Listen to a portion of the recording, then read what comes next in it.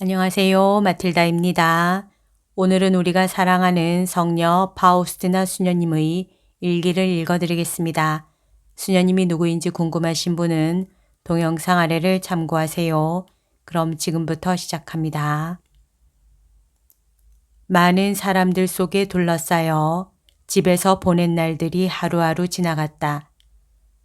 모두들 나를 보고 싶어하고 나와 이야기를 나누고 싶어 했기 때문이었다.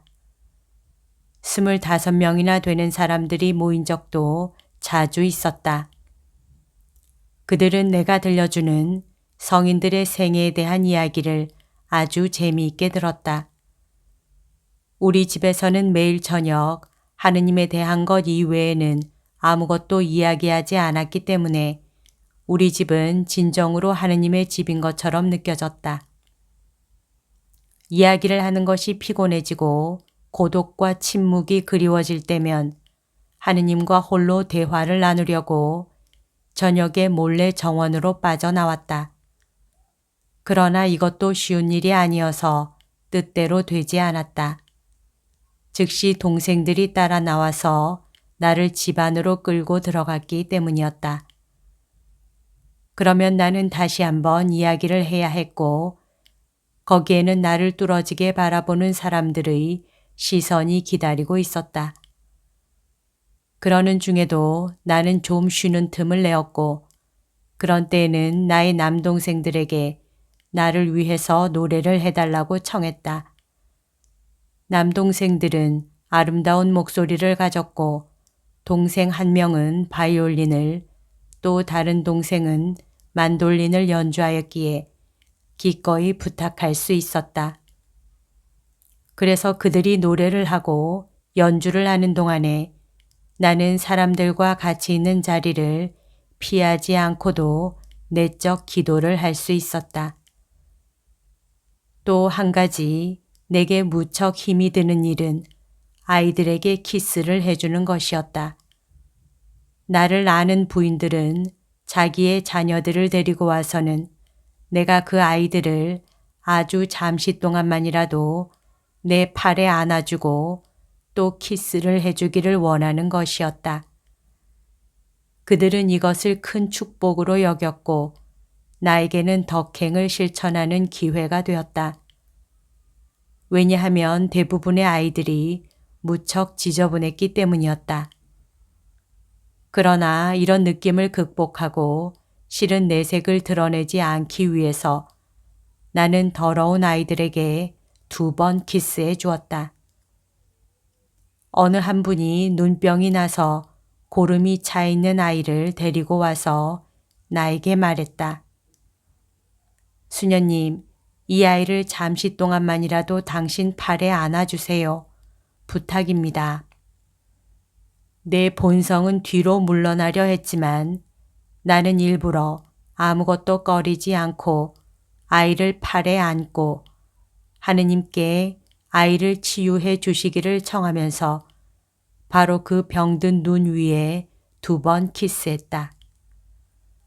나는 덕행을 실천할 기회도 많이 가졌었다. 사람들이 불평을 쏟아내는 것을 묵묵히 들어주었다. 그러면서 그들에게 기쁜 마음이 없다는 사실을 알게 되었는데 그것은 그들이 하느님을 진정으로 사랑하지 않기 때문이었다.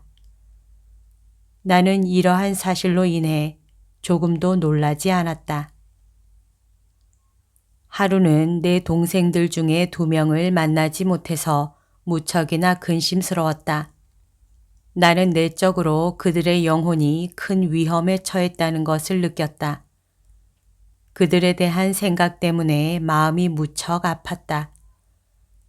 한 번은 하느님께서 내게 무척 가까이 계신 것을 느꼈다. 바로 그때 나는 하느님께 그들에게 은총을 주시라고 간절히 기도했고 하느님께서는 내게 대답하셨다. 나는 그들에게 필요한 은총뿐만이 아니라 특별한 은총까지 주겠다. 나는 하느님께서 그들을 당신과 더 가까운 일치로 부르시는 것이라고 이해했다.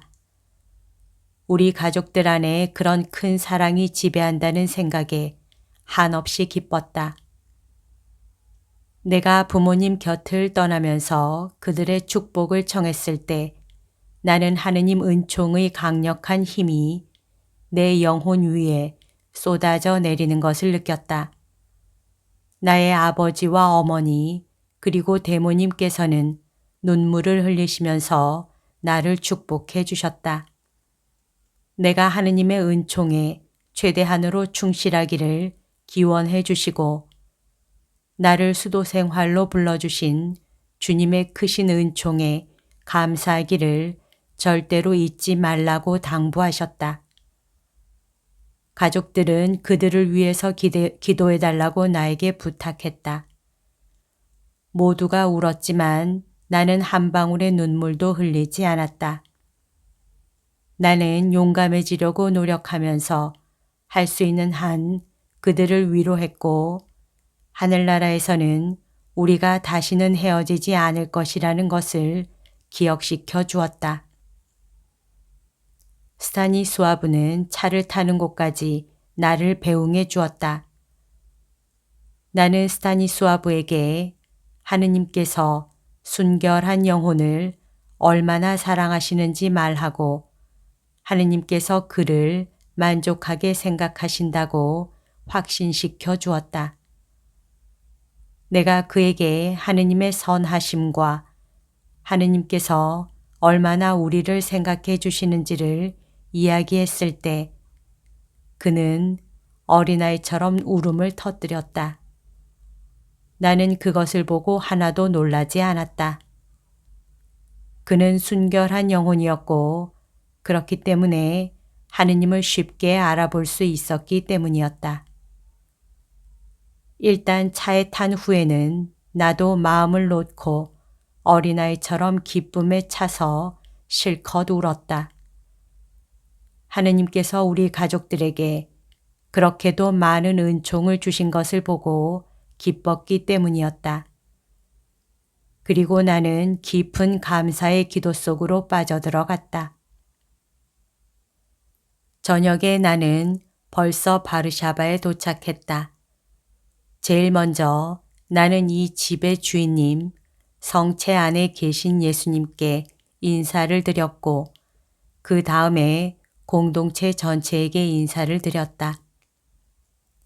자러 가기 전에 주님께 밤 인사를 하러 경당에 잠깐 들렸을 때 나는 집에 머무는 동안에 그분과 조금밖에 이야기를 나누지 못한 것에 대해 사과했다. 그때 나는 내 영혼 안에서 이런 소리를 들었다. 나는 네가 나와 이야기를 하지 않고 대신 나의 선함에 대해서 사람들에게 알려주고 그들의 마음속에 나에 대한 사랑을 일으켜 준 것이 무척 기쁘다. 여기까지가 오늘 들려드릴 내용입니다. 오늘도 하느님의 뜻 안에서 서로 사랑하는 하루 보냅시다. 사랑합니다. 축복합니다.